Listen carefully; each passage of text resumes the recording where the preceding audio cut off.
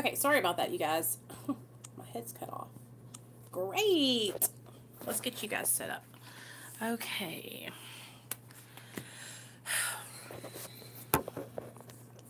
There we go. All right, guys. So, what's up? My name's Nicole. Welcome back to my channel, Real Talk Recovery, where we talk about recovery from addiction and I share my life with you. So, my name's Nicole and I'm an addict, and my sobriety date is July 13th of 2015. I do utilize a medically assisted treatment program. I am currently on 10 milligrams of Suboxone, and I am actually going to my doctor in about a week to go down 2 more milligrams, so I'll be down to 8 milligrams. So, that's a little bit about me, and my channel is about recovery from addiction and community and support. And the reason I built my channel or even started it is because about a year and a half ago I was on Facebook, and I was really trying to find my little spot in the Facebook recovery community, right? And I was sharing about being on medically assisted treatment. And I've always been really open about it because, well, when I first got sober, that's what my sponsor told me. She told me I needed to be honest, open-minded, and willing. And in order to, share my story honestly, I wanted to share with everybody that I was, on a medically assisted treatment because I didn't want to mislead anybody. Hey, girl. And so I would openly share about being on Suboxone. And what happened was on Facebook, a lot of people were criticizing the fact that I was on medically assisted treatment for 3 years. And they would say, well, you shouldn't have been on that. You shouldn't be on it that long. Suboxone should only be used short term. And mind you guys, these are other addicts. These are not doctors. These are people who are just like me, only their route of recovery was different. So I was getting a lot of flack on Facebook, and it was just not conducive anymore. It wasn't healthy. I would go into these recovery meetings on Facebook, and instead of being, open and loving and tolerant, a lot of people would be judgmental, and they would almost use the program to make you feel bad about yourself. So what I did was I said, I'm going to get out of here and I'm going to start a channel where we support all forms of recovery, where people can come and share their experience and get support from other addicts and alcoholics, right? Hold on. Ugh, there we go. That was right in my face. So that's why I built my channel, because I was like, I want to have a community of people who are like me, who are going through the same thing and who can relate. And so, hey, Raymond. And so that's what I decided to do. I decided to make a channel. So tonight I wanted to talk to you guys about, I started a new stream. Why, are they over on the other one? Hold on, let me see. Hey, Maria.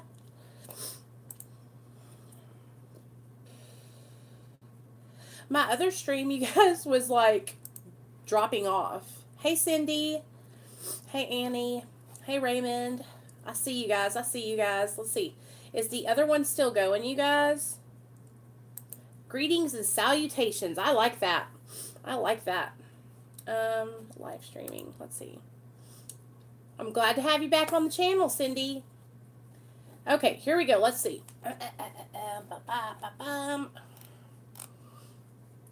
That other one, is it still going? Okay, how the heck did I leave it up? I don't know how to close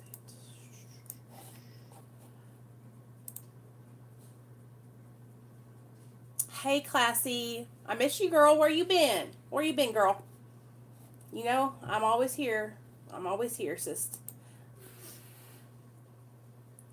Okay, you guys. Let's make sure that I'm all on the right path here. I'm trying to find... Oh my god, I see it, you guys. It's right there. Okay. I'm live. Okay, so which one is the current one? Oh, shoot. Okay. How do I...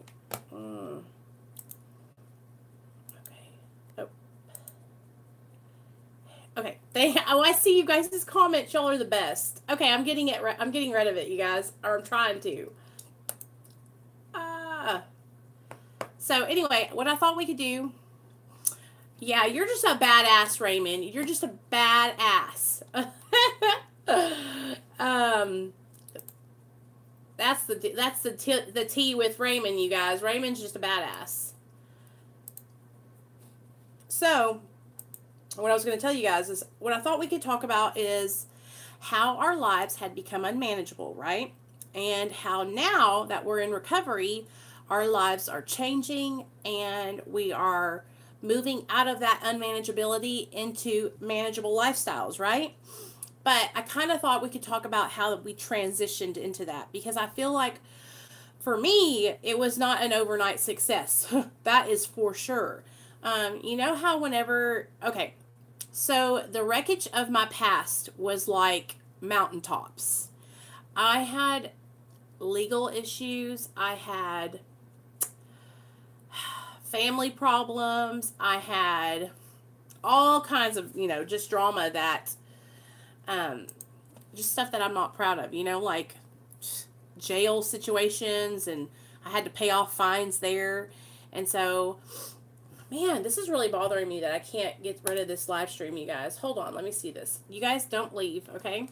I don't want it to be there and people to get confused because I know that's what's probably going on. So that way I can talk because I'm getting 2 live streams going. Okay, hold on, guys. Do not go anywhere, okay? Okay? Oh, let me see. Are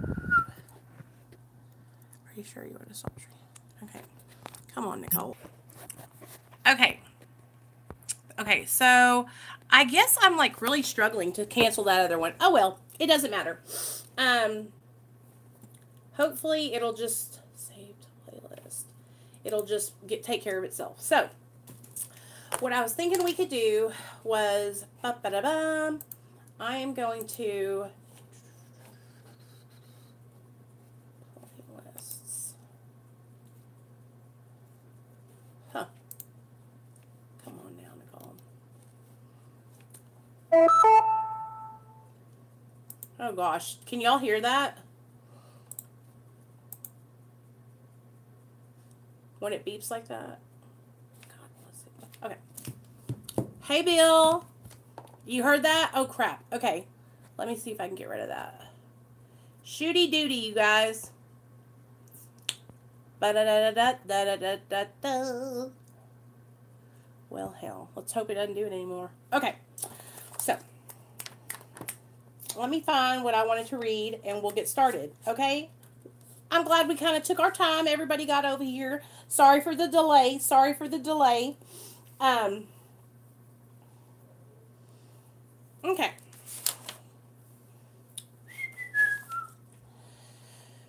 Oh. So how's everybody doing this evening? I hope you guys are all having a great, great, great night. Did you guys like our little nature walk that we took earlier? When I got out there, you guys, and I seen the river and how it was running and how it was just flowing, I was just like, I've got to bring everybody on. I have to bring everybody, right? Oh, making dinner. I just had a burrito, and it was absolutely delicious, you guys. It was a burrito with black beans, rice. Oh, Maria, let me just tell you this. Yeah, I pushed myself.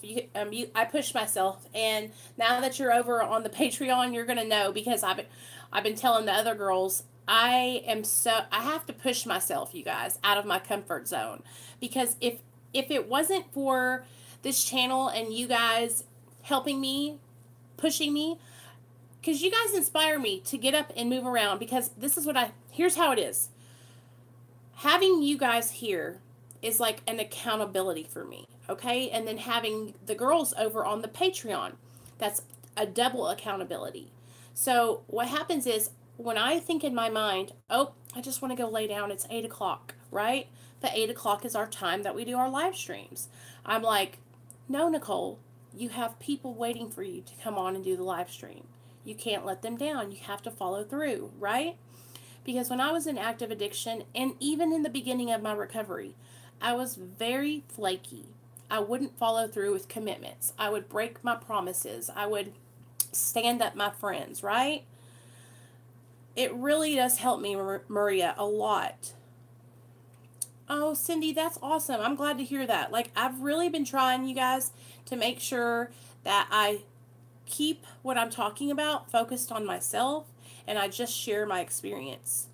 Thanks, Bill. Shout out, Bill. I really appreciate that. You guys, and I want you guys to know that you guys can come here and you don't ever have to worry about sending me super chats. I just want you guys to be here. Hey, Straight Talking Fedora Chick, welcome to the channel. I just want you guys to be here and know that the only thing I need from you guys is to help me stay accountable in my recovery, okay?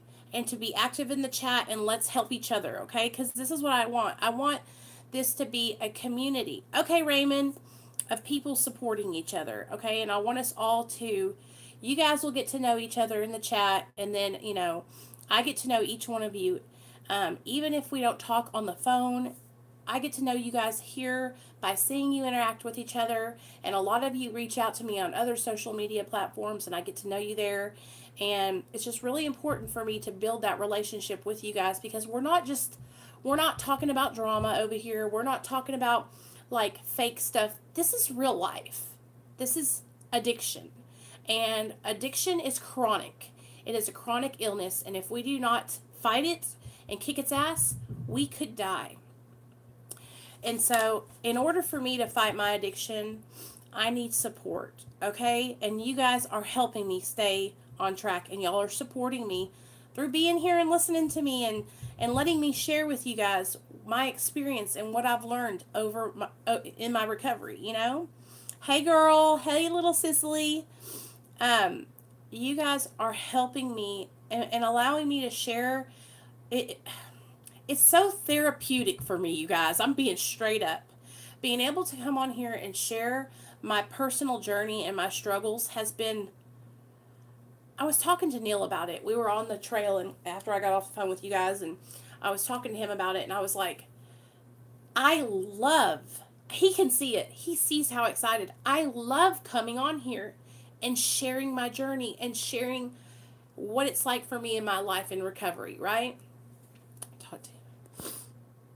Right, exactly. And it just helps me to be able to come on here and be accountable and have you guys. It's like I can sign on here anytime, and there's at least one of you guys here, It is all very helpful.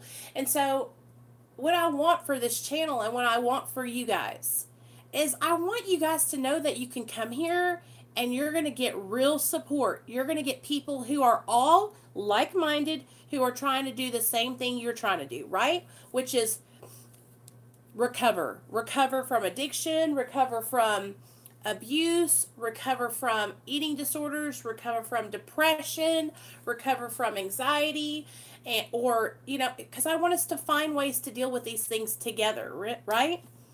Oh my gosh, that is so cool. So you've been off. So listen to this, you guys. Straight Talking Fedora Chick has been sober off coke and speed for 20 years now. That is such an amazing accomplishment. Girl, I look up to you. That's amazing. I was addicted to methamphetamine, opiates, and Xanax, and everything else, really. But those were my 3 main drugs of choice. And it'll be July 13th will be 4 years, God willing, who cares? We don't care how old you are here. We want everybody to come here and just kick it,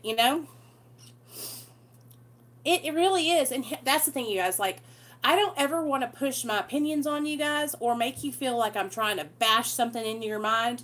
But I cannot tell you enough how important it is to just have a support system in your recovery. Because what happens is when we get alone and we start isolating, especially with addictions, then our mind gets to working, right? That's awesome, Raymond. I'm so proud of you. Then our mind gets to working, right? And then those thoughts can come in your mind. And it's just like when you have those thoughts and they're like going around in your mind and you don't have somebody that you can say, hey, you know what? I'm alone in my head.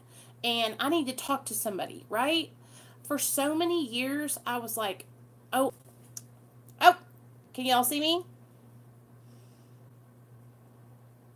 Okay, little Cicely, I'll see you later. Bobby Johnson, 3 months. That is so, see you guys, I'm so proud of you guys. So that's the thing, you guys. When we can come on here and see how y'all are sharing the time, how long you've been sober or how long you've been in recovery, that's the thing, you guys. Seeing each other's journeys, isn't that inspiring? Am I still here, you guys? Can you see me? Can you see me? That's great, Cindy. 2 years. That is amazing. Okay, good. It's a fixing to pour down rain here, you guys. So I hope we can make it on this live stream tonight. It is doable, and that's the thing. But Raymond, tell me this, Raymond. Do you think that if you could have support, would you go ahead and do it? Wouldn't you rather have had support than do it alone? Just because, when you're all... Here's the thing. I know a lot of people are very private, you guys, and I do believe in anonymity because I know a lot of people have jobs where they have to protect their job or they have to protect themselves. But even if it's something like this, right? And coming on here and being part of this group and being here with us, that's a form of support, So, right. Yeah, and so, but listen, here's the thing. I do understand that some people have to protect their anonymity, and that's why if you have to be anonymous, you can always come on here and just be anonymous, you know what I mean? But I don't want you to have to do it alone, you know what I mean? We can do anything we put our minds to. I mean, let's just get honest. Out there in my addiction days, honey, I could turn $1 into $100 in 2 seconds flat. I was a hustler. We can make things work, can't we, you guys? Hey, Jesse. We can make things work. So the same way we hustled in our addiction, we got to hustle in our recovery. So anything we put our minds to, we can accomplish, right? But if you don't have to do it alone, come on over here and do it with us. You know what I'm saying? That's why I have my channel, right? Because it does help me to have the support, and it's like an inspiration, right? Yeah, I don't either, girl. I am not anonymous. So what I wanted to talk to you guys about tonight was, okay, so we talked about unmanageability the other day, and we all made lists about how our lives had become unmanageable due to our addictions, right? And so I wanted to share with you guys the level of unmanageability that I had gotten to, and now I want to share with you guys how my life has improved and how I have shifted from that, hey Avalon, from that unmanageable lifestyle to manageable lifestyle, right? And it's not because I'm managing, it with drugs and alcohol. It's because drugs and alcohol got taken out of the equation. And after drugs and alcohol were taken out of the equation, I had to learn how to cope without those substances, which was tricky at first because I was so triggered all the time. You know what I mean? Like, I had one of my girlfriends, she reached out to me today, and she was talking about how when she walks down the liquor aisle in the grocery store, it triggers her. She has to avoid the liquor aisle because she was a really, really bad alcoholic. And I told her, I said, well, I was an alcoholic, but it doesn't bother me anymore to go down the liquor aisle. But I can tell you this, if somebody came up to me and they had Xanax bars laid all over this book, right? I would freak out, you guys. I would turn around and run the other way because it would just go all over me. And I don't know if that's because I would want to do them so bad or if it would just scare me to be that close to them. But I've had an experience where I was at an old job and this girl came into work and she had those Xanaxes, those yellow school bus Xanaxes, and she put them on. It was at a deli and we had these silver stainless steel tables, and she put it on the hey girl, okay, she put it on the stainless steel table, and I hyperventilated and had a panic attack because it just scared me so bad that I was just going to take it, And I know that I can't I'm not going to do anything unless I do it, but it's like I just don't want it around me, right? And so the longer that I stay away from drugs and alcohol, and the longer that I practice, like doing my morning meditation, calling my sponsor, reaching out to you guys, getting outside and moving around and eating healthy, these things that I'm trying to incorporate in my life that are positive things that I normally would not do in my active addiction. The more I do these things, the better my life gets. So when I first got sober, you guys, I had so many fines. I mean, fines out the yin yang. I probably had $2,500 worth of fines just to get my license back. That's how much money it cost. And it took me the whole first year of my recovery to get those fines paid off. Hey, Jamie. And so I worked my butt off to get those fines paid off. But that was one way my life has improved since getting sober, is I've got those fines paid off. And guess what? Your girl got a driver's license. I got a driver's license and I can drive. When I was in my active addiction, I lost my car, you guys. I sold it. I sold my car for $3,000, gave $1,000 to my parents to pay my credit card bills, and then I snorted and shot the other $2,000. And I've got a car now. So that's another way my life has improved. But you know how my life has improved the most? I don't want to die anymore. I don't want to kill myself anymore. That's how my life has improved the most.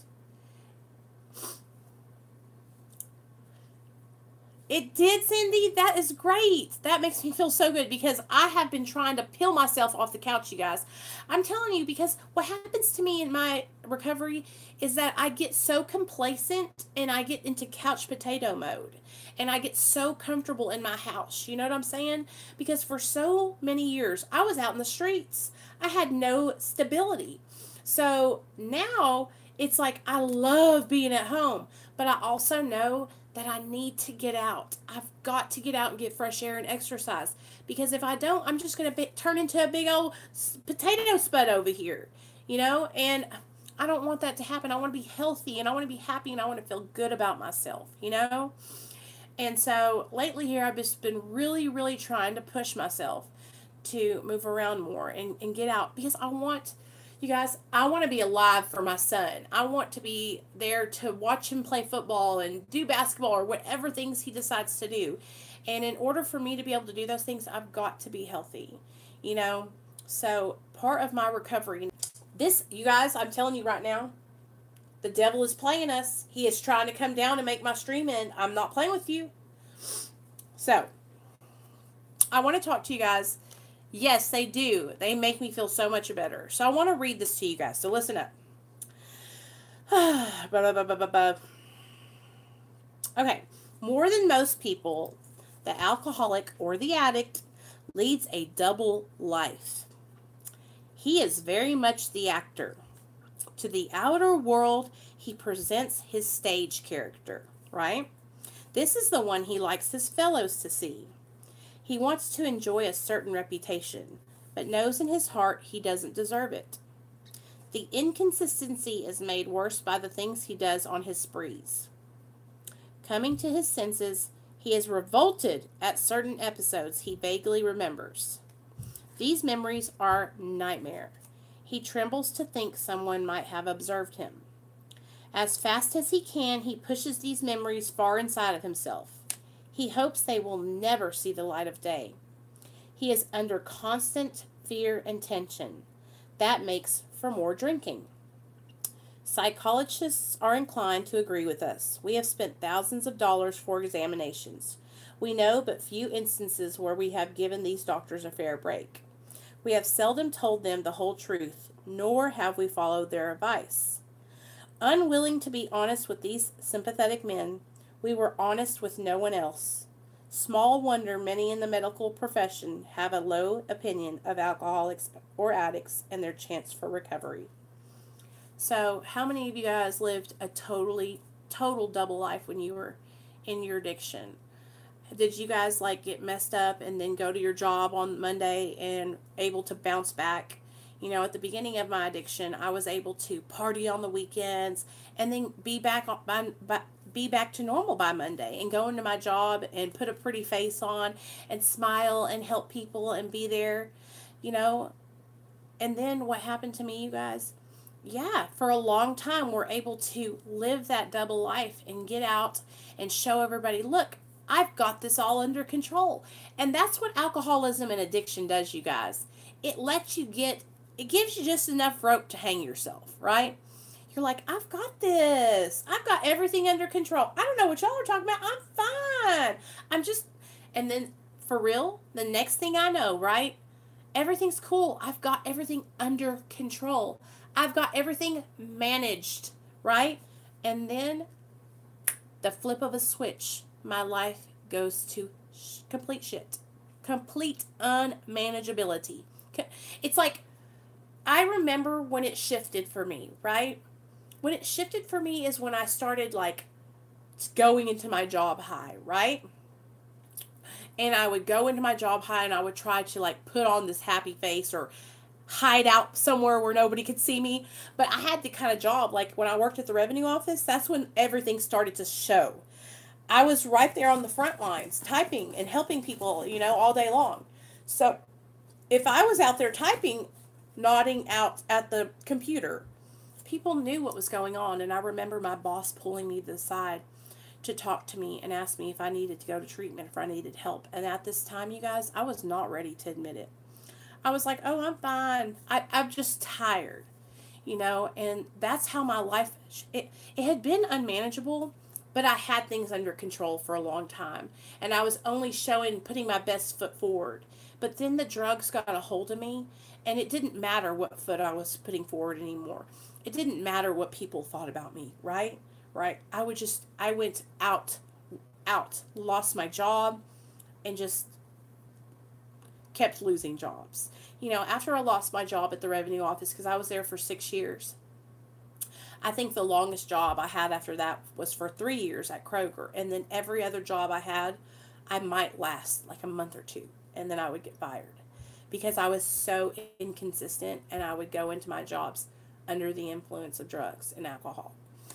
It's so funny and strange and baffling and just crazy to me how addiction can just creep up on you like that, and you can be completely it's like everything feels and seems like everything's under control at first, and that we're just trying to let loose, we're just trying to relax, we're just using these substances to cope with things, maybe worse things that are going on in our life, right? But I will tell you guys this, all those substances that I was using to cope with the things that I couldn't cope with in my life, drugs and alcohol brought on more problems than I ever had to begin with. I had a pretty good life to begin with. I had a good family. I had good opportunities. And drugs and alcohol took all those things away from me. And so today I'm just so grateful to have my life back and to be building my life and putting it back together. Slowly but surely, one step at a time, I'm putting my life back. I feel like I finally have my dignity back. I have respect. When people see me, they don't think, oh, there's that girl that's on the side of the road, passed out, or there's that girl that's laying in her apartment butt naked for everybody to see. I don't have that hanging over my head anymore. People look at me and they say, there's Nicole. I know her from Real Talk Recovery, or I know her from the meeting down the street, right? But for the longest time, that was not how people knew me. People knew me as being passed out all the time, or people knew me as Gina and Mark's daughter, who is out in her active addiction, or as Michelle and Christine's big sister, who totally wasn't a sister to them and totally failed her sisters, and it's hard, you guys, because I know a lot of you guys can relate. Like being from a small town where everyone knows you, it's almost like you feel you have to run from it, right? And I remember, how many of you guys have moved to get away from your addiction? But you know what I didn't realize is that I couldn't get away from my addiction because my addiction is me. my addiction, I can't get away from myself, right?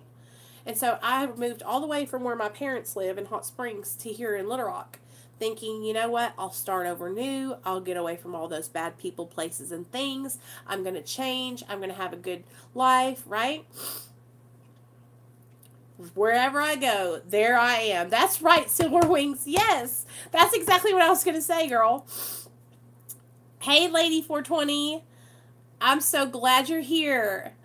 So, it's like we move away to get away from the addiction, but the addiction is inside of us, right? And that's what I didn't understand for so long, is I didn't understand that the disease of addiction was inside of me before I ever took a drink or a drug.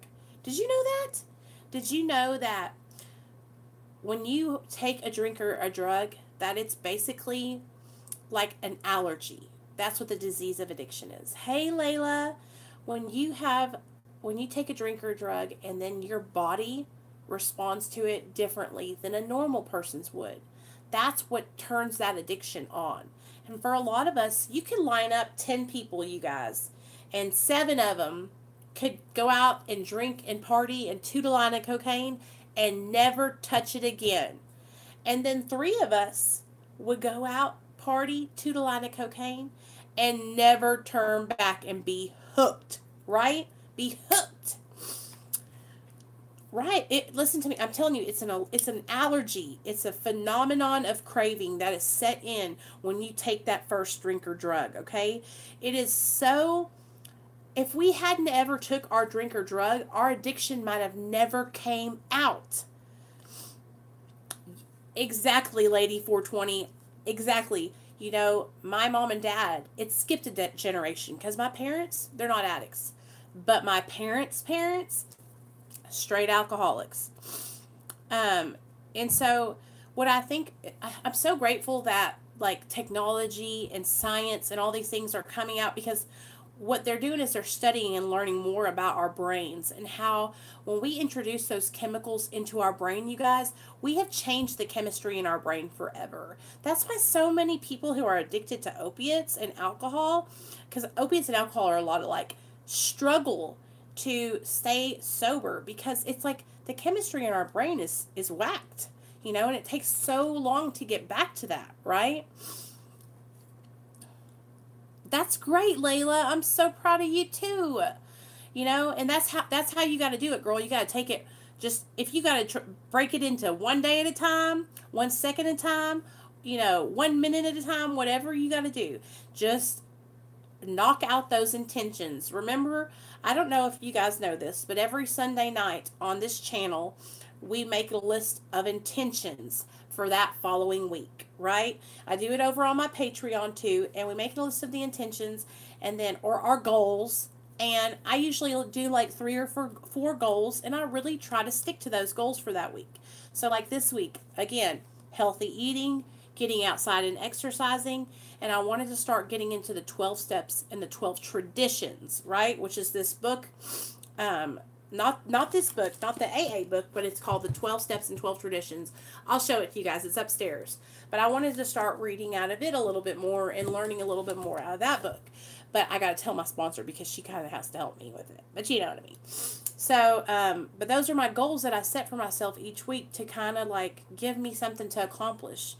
Because for me, you guys, I don't know if y'all are this way, but like my brain is constantly thinking. Like I have a lot of ideas and a lot of thoughts, and I'll come up with so many like good things, but a lot of the time what happens is they get lost in translation, you know, and I don't finish them. So by making these goals out, these small goals that I can obtain in a week, you know, it helps me to stay focused and come on. There we go. Sorry, guys.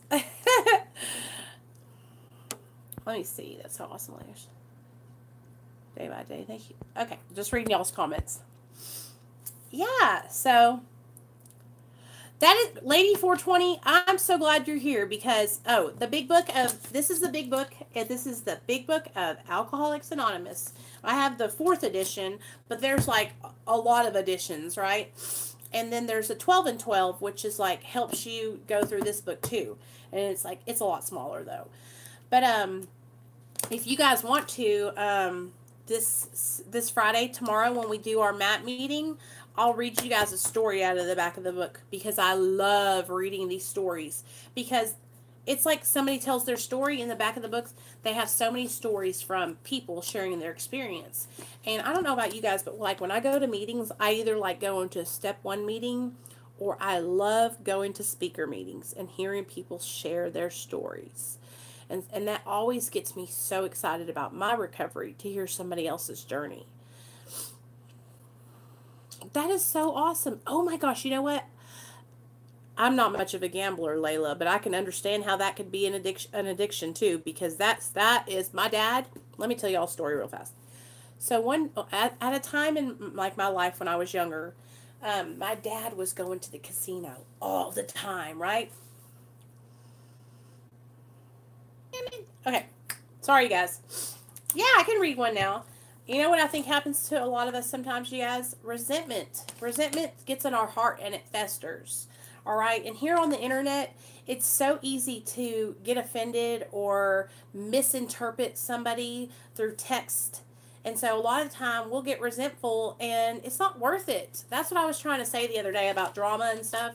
It's not worth it, you guys.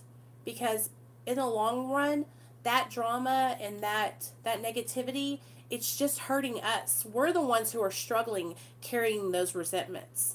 Because to an alcoholic addict like me, resentment is deadly, because when I'm carrying that stuff on my back and I'm mad and I'm angry and I'm hateful, that other person, they're living their life free, chilling.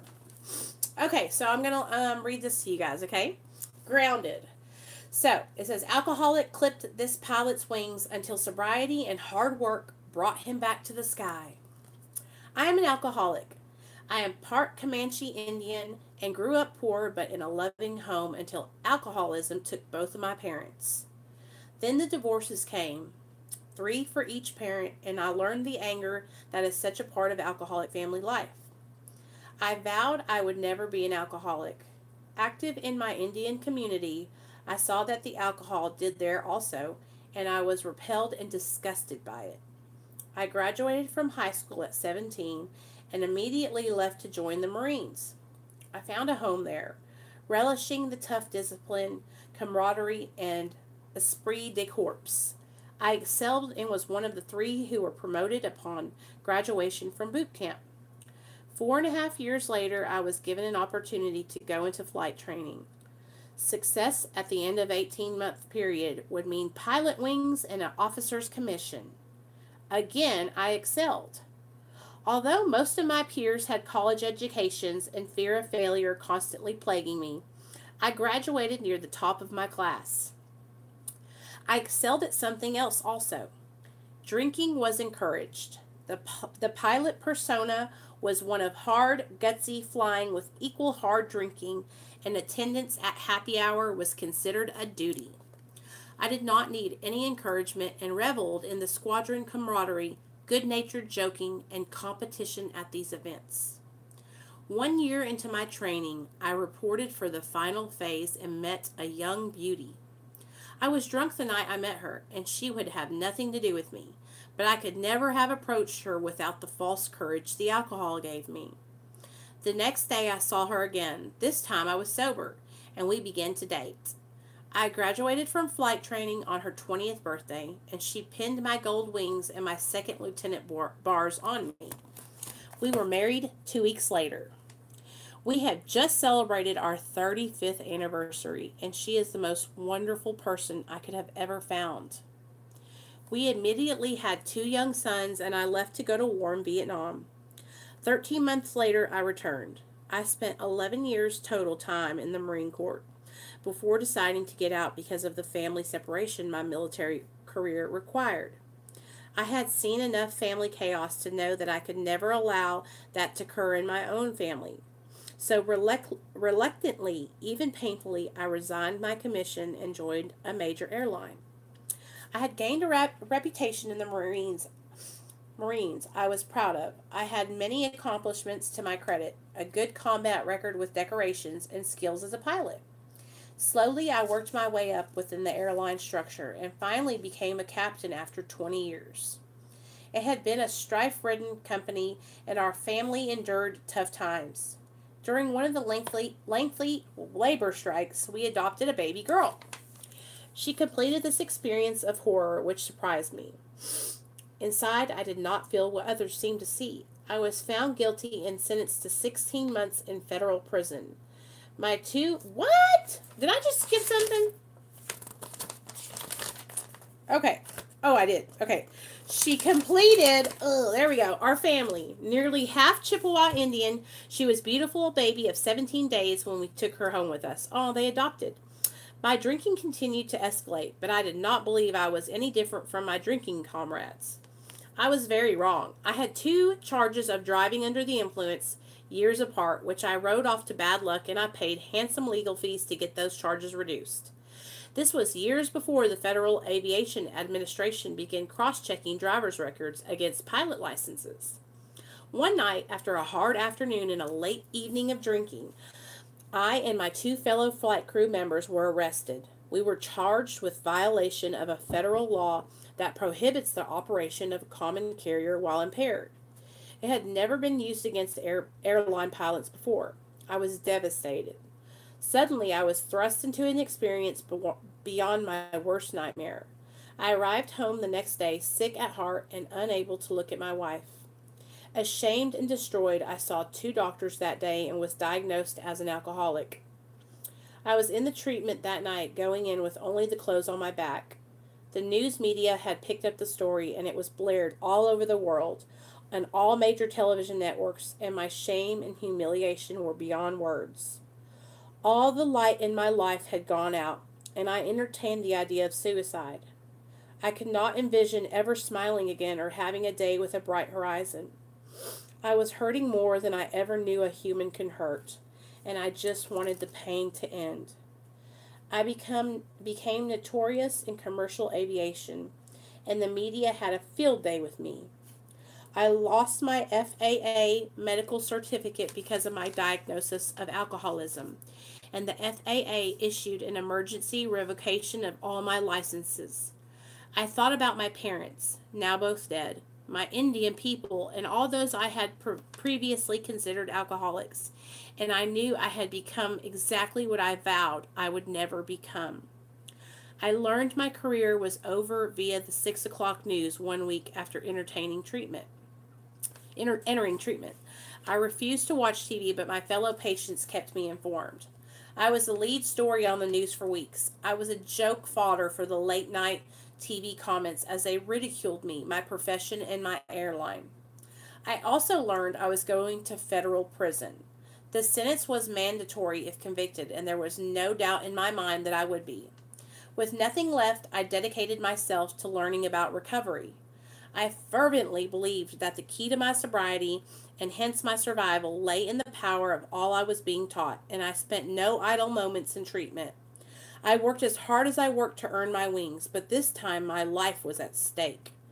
I struggled to regain a spiritual connection as I underwent one legal crisis after another. I got out of treatment determined to complete 90 AA meetings in 90 days, but was afraid my court date would interfere. So I completed my 90 meetings in 60 days. I went through an intense media-covered 3-week trial. On most evenings after the day in court, I sought refuge in AA meetings and renewed my strength for the coming day. Recovery and all I had learned allowed me to handle things much better, much different than 2 months. Throughout this experience of horror, which surprised me, inside I did not feel with what others seemed to see. I was found guilty and sentenced to 16 months in federal prison. My 2 co-defendants received 12-month sentences and chose to remain free pending appeals, while I chose to go into prison and get it over with. I had learned how to live life on life's terms and not my own. From somewhere back in my high school days, I remembered a poem that says something to the effect of, "Cowards die a thousand deaths, a brave man only once," and I wanted to do what had to be done. I was terrified of walking into prison, but told my children that I could not come out the back door until I walked through the front. I remembered that courage... Hey, Leslie. I remembered that courage was not the absence of fear, it was the ability to continue in the face of it. Oh my gosh, that was good. Did you guys hear that? I remembered that courage was not the absence of fear, it was the ability to continue in the face of fear. On the day I entered prison, 90 of my fellow pilots began making our family's house payments, which they did for nearly 4 years. After my release from prison, I made 4 attempts to get them to let us take over, and they refused each time. So many came to help us from places we could never have imagined. I served 424 days in the federal prison system. I started an AA meeting in prison, which was opposed by the prison administration, and they hassled us weekly as we came together to meet. The weekly meeting was a quiet oasis in the desert. My prison term was followed by 3 years of probation, which restricted my travel and had 13 other conditions. Upon release from prison, no longer a pilot, I returned to the same treatment center where I had once been a patient, and I worked full-time with other alcoholics.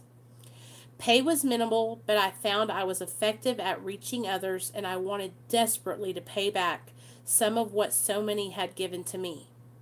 I did that for 20 months. For a long time, I did not consider flying again, but I could not purge the dream of doing so from my heart.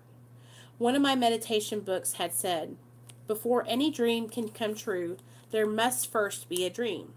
Before any dream can come true, there must first be a dream." I had been told if I wanted to fly again, I would have to begin at the very bottom with a private license, even though I had previously held the highest license the FAA awarded, the Airport Transport Pilot License. I studied for and took all the lengthy FAA exams. I had to go back and relearn things I had learned 30 years before and had long forgotten. I had unexpectedly been able to require my FAA medical certificate after proving the quality of my sobriety for more than 2 years. I love it. The trial judge had put sanctions on me that made it impossible for me to fly again because of my age. My lawyer had become my friend and worked for 3 years after my conviction without taking a cent from me. He was one more person who entered my life in a manner I could only ascribe to some kind of divine providence. He took a motion to the judge to lift the sanctions, and the tears came flooding down my cheeks when he called to let me know the judge had approved it. With the lifting of those sanctions, the impossible became slightly less impossible. An extraordinary amount of work was left to do, but at least the attempt could now be made. None of my friends thought it would be possible to regain licenses literally from the ground up. But I had learned how to do many things one day at a time, one small step at a time, so when I went after the licenses in exactly that manner. Had I chosen to view the whole panorama of licensing requirements, I would have quit. They were simply too overwhelming. But one day and one thing at a time, they were doable. So I did them. I knew no one would ever hire me to fly passengers. I was an ex-con, a convicted felon, and a drunk. I had doubts as to whether anyone would even allow me to fly cargo. It took several months for the FAA to process my licenses and mail them to me. On the exact day they arrived, another miracle occurred. I received a phone call from the head of the pilot union, who informed me that the president of the airline had decided personally to reinstate me. I had not pursued the legal grievance process I was entitled to because I knew my actions could never be defended. I had steadfast accepted responsibility in front of the TV cameras and in the treatment center because my recovery demanded rigorous honesty. It was almost beyond my ability to believe that the president of the airline could ever consider having me work for them again. I marveled at the courage of such a man and such an airline. What if I relapsed? What if I flew drunk again? The media would have a field day. For days afterward, as I woke each morning, my first thought was that it had only been a dream, that it could not be possible it had occurred. Almost 4 years after my arrest and the explosive devastation of my life, I signed a back-to-work agreement. Restored to full seniority, given the retirement I had lost, and once again an airline pilot. A large crowd gathered to watch me sign the document. So much had happened in my life. I lost almost everything I had worked for. My family had suffered public shame and humiliation. I had been the object of scorn, shame, and disgrace. Yet, much more had also happened. Every loss had been replaced with rewards. I had seen the promises of the big book come true in a magnitude I could never imagine. I had gotten sober. I had regained my family, and we were once again close and loving. I had learned how to use the 12 steps and to live the wonderful program that was founded so many years ago. It took several years, but I learned to be grateful for my alcoholism and the program of recovery it forced me into, for all the things that had happened to me and for me, for a life today that transcends and far exceeds anything I had previously known. I could not have that today if I had not experienced all those yesterdays. My back-to-work agreement said I would retire as a co-pilot, but the miracles in this program have never ceased to amaze me, and last year I was notified that the president of my airline had granted permission for me to once again be a captain. I retired at age 60, and I checked out as a 747 captain, which means my final year at the airline concluded in the left seat. The circle so sacred to my Indian people will once again have been completed. I take little credit for all that has happened. I suited up and showed up, but the process of AA, the grace of a loving God, and the help of so many around me have been far from more responsible for the events in my life. Today, one of my sons has more than 3.5 years of sobriety after nearly losing his life to alcohol and drugs. He is truly one more miracle in my life for which I am so deeply grateful. I have returned to my Indian people once again after a long, shame-filled absence. I am dancing again and returning to the old ways I left behind. I have spoken at 2 Native American AA conventions, something I never thought I'd see when I was a youngster. Adversity truly introduces us to ourselves, but we need never deal with our adversities alone, as long as we can find another alcoholic in a meeting of Alcoholics Anonymous.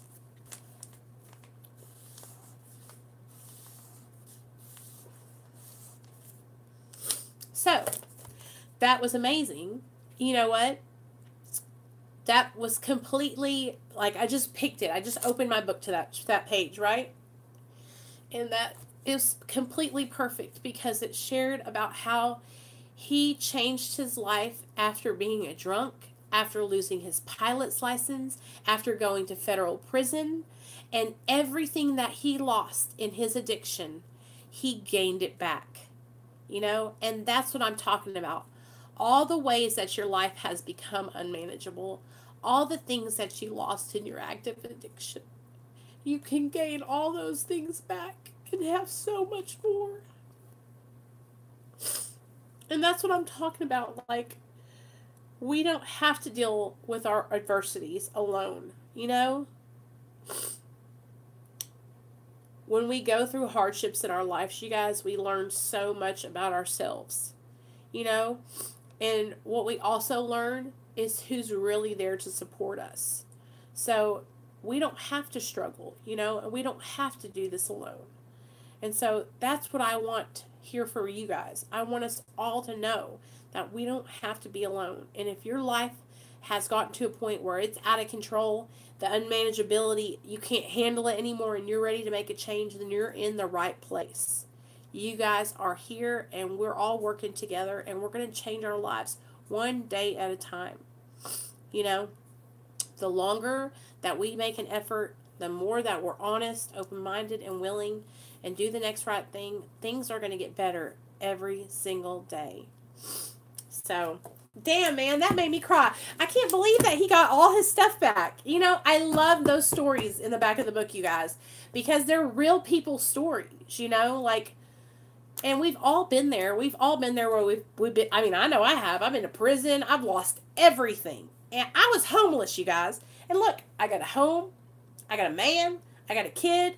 I got a job. I got a car. I got you guys. I got a channel. Like, I was talking to a lady at the park today, and I was like, yeah, I love my channel. You guys, I'm telling you, I look forward to coming on here and talking to you guys. So I hope you guys enjoyed tonight's little, meeting that we had. And tomorrow night, we're going to do a medically assisted treatment anonymous meeting. So if you're on Suboxone or methadone and you need support, or you know anybody that needs support, let them know. Tell them to come to the channel tomorrow night at 8 p.m. Central Standard Time, okay? But I love you guys. I'm going to get off here. I got to pee really bad. And that's right. You have people now, Annie. You're not alone. And that's the thing, you guys. Like, we're not alone, okay? And we don't have to be alone. You don't have to do this alone, okay? And that's the thing. We all have to start realizing you're not bothering me, you guys. I know I'm not bothering you guys. I better not be.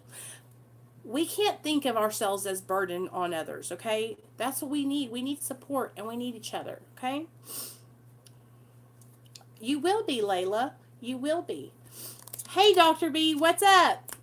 So you guys go subscribe to Dr. B's channel. He's an addiction specialist, and he has a channel, and he talks a lot about all kinds of different recovery options. So go check his channel out. Give him a little subscribe. Y'all are awesome, and I appreciate each and every one of you guys for being here and being active in the chat and taking your lives back and making the choice to live. Because, yeah, just come to support others, Layla. And that's the thing, you guys. We're choosing life today, okay? We're not lying over. We're not giving up. We're not going to just... I'm not tapping out, okay? I'm not tapping out. I've got a life to live. I've got a son to take care of. I've got a family that I love. And I got people that love me. And you do too. So let's not give up. Let's work together. Oh, tomorrow night at 8 p.m. Central Standard Time is the MAT meeting.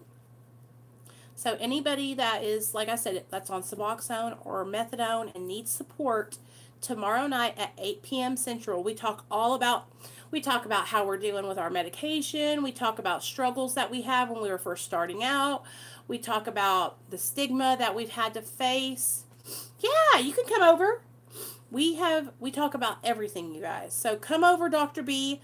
And what we'll do is I'll try to get a link to where I can link you and you can come on and answer some questions for everybody, okay? So, okay, you guys, 8 p.m. Central Standard Time.